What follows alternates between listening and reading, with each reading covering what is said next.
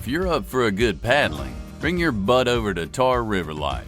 Located on the corner of Nash and Franklin counties, this is the place to go for kayaking, tubing.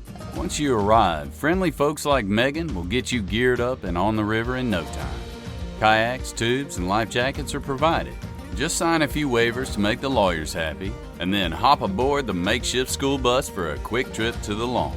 The flat waters of the Tar River are a perfect excuse to put off work and make a date with Mother Nature. Run down short rapids, launch off rocks, and splash into the cool river waters. Bank upon the shore and have a picnic. The waters are wide and ripe for exploring. Plan to spend about 3 to 4 hours, maybe longer. When you're ready to leave, the river will float you right back to the place you parked. Easy in, easy out. Want a shorter paddle, closer to downtown? Tar River Life offers a quick trip that leaves right from Rocky Mount Mills. They drop you off upstream, and you float right back toward the food and breweries. It's almost like the river knows what you want, because that's how we roll around here in Nash County tourism. Great stories start here. ExploreNashCounty.com.